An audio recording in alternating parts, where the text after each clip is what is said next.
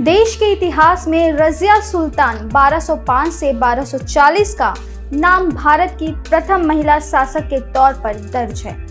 दिल्ली सल्तनत के दौर में जब बेगमों को सिर्फ महलों के अंदर आराम के लिए रखा जाता था, वही रज़िया सुल्तान महल से बाहर निकलकर अपने हक के लिए युद्ध किया और शासन की बागडोर संभाली। नमस्कार, आप देख रहे हैं आर लाइव न्यूज और मैं हूं आपके साथ निधि से। अब रज़िया सुल्तान का वह कहानी आपको बताते हैं जो शायद ही आपने कभी सुनी होगी। तो चलिए अब वीडियो की शुरुआत करते हैं। रज़िया सुल्तान का जन्म दिल्ली सल्तनत के मशहूर शासक एवं इतिहास के प्रसिद्ध सुल्तान शमसुद्दीन इल्तुतमिश के घर 1236 ईस्वी में हुआ था। रज़िया को इतिहास में रज़िया अल दीन और शाही नाम जलालत उद दीन रज़िया से भी जाना जाता है। रज़िया सुल्तान 3 भाइयों में इकलौती थी और सबसे काबिल थी। रज़िया सुल्तान का बचपन का नाम हफ्फा मोइन था, लेकिन सभी उसे रज़िया कहकर ही पुकारते थे। उनके पिता इल्तुतमिश ने रज़िया सुल्तान की प्रतिभा को बचपन से ही भांप लिया था और उन्हें भी अपने बेटे की तरह ही सैन्य प्रशिक्षण दिया एवं उसके अंदर एक कुशल प्रशासन बनने की सभी गुणों विकसित किए गए। इल्तुतमिश ने पहले अपने बड़े बेटे को उत्तराधिकारी के रूप में तैयार किया, लेकिन दुर्भाग्यवश उसकी अल्पायु में ही मृत्यु हो गई, जिसके बाद इल्तुतमिश ने रज़िया सुल्तान के कुशल प्रशासनिक व सैन्य गुण को पहचानते हुए अपना उत्तराधिकारी बनाने की घोषणा कर दी। हालांकि दिल्ली के तख्त पर बैठाना रज़िया सुल्तान के लिए इतना आसान नहीं था। दरअसल 1236 ईस्वी में उनके पिता की मौत के बाद मुस्लिम समुदाय ने एक महिला को सुल्तान के रूप में स्वीकार करने से मना कर दिया था और फिर रज़िया के भाई रुखुद्दीन फिरोज को दिल्ली के राज सिंहासन पर बिठा दिया गया। लेकिन रुकनुद्दीन फिरोज एक मूर्ख और अक्षम शासक साबित हुआ, जिस पर रज़िया ने आम जनमानस से सहयोग से राज्य का धावा बोलकर सिंहासन कब्जा कर लिया, जिसके बाद रज़िया की मां और भाई दोनों की हत्या कर दी गई और 10 नवंबर 1236 ईस्वी में रज़िया सुल्तान पहली मुस्लिम शासक के रूप में दिल्ली की शासक बनी।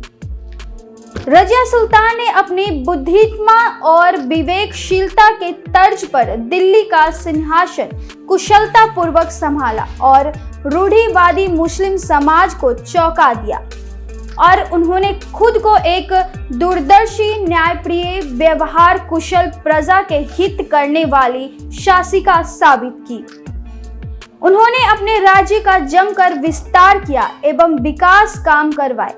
गद्दी संभालने के बाद रज़िया ने रीति रिवाजों के विपरीत पुरुषों की तरह सैनिकों का कोट और पगड़ी पहनना पसंद किया।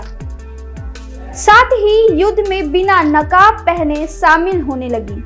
दिल्ली के सिंहासन पर बैठने वाली पहली मुस्लिम महिला शासक रज़िया सुल्तान एक कुशल प्रशासक थी, जिन्होंने एक आदर्श शासन की तरह अपने राज्य में विकास के लिए काम किए। उन्होंने न सिर्फ अपने उत्तम सैन्य कुशलता के बल पर दिल्ली को सुरक्षित रखा, बल्कि अपने राज्य की कानून व्यवस्था को दुरुस्त किया। शिक्षा को बढ़ावा देने के लिए कई स्कूल, कॉलेजों को शैक्षिक संस्थान का निर्माण करवाया। अपने राज्य में पानी की व्यवस्था को सुचारू ढंग से चलाने के लिए कुएं और नलकूप खुदवाए, सड़कें बनवाई। इसके अलावा उन्होंने हिंदू और मुस्लिम एकता के लिए काम किया और कला, संस्कृति व संगीत को भी प्रोत्साहित किया। चलिए अब रज़िया सुल्तान की वह कहानी आपको हम बताते हैं जिसके कारण उनके गद्दी पर प्रभाव पड़ा था। रज़िया सुल्तान का उनके गुलाम जलालुद्दीन याकूत के साथ मोहब्बत की कहानी के इतिहास में दर्ज है। रज़िया सुल्तान को अपने सलाहकार याकूत के साथ इश्क हो गया था। दोनों का प्यार जल्द ही परवान चढ़ने लगा, जिसके बाद तमाम मुस्लिम शासकों ने इसका विरोध किया था। वही भटिंडा के गवर्नर इख्तियार अल-तुनिया भी रजिया सुल्तान की खूबसूरती के कायल थे और वे किसी भी हाल में उनको पाना चाहते थे। साथ ही दिल्ली पर भी अपना कब्जा जमाना चाहते थे, जिसके चलते अल-तुनिया कई विद्रोहियों के साथ मिलकर दिल्ली पर हमला बोल दिया। रजिया और अल-तुनिया के बीच युद्ध हुआ, जिसमें याकूत मारा गया और रजिया को बंदी बना लिया गया। मरने की डर से रजिया अल-तुनिया से शादी करने को तैयार हो गई। इसी बीच रजिया के भाई मौजुद्दीन बेहराम शाह ने सिंहासन हथिया लिया। अपनी सल्तनत की वापसी के लिए रजिया और उसके पति अल-तुनिया ने बेहराम शाह से युद्ध किया, जिसमें उनकी हार हुई।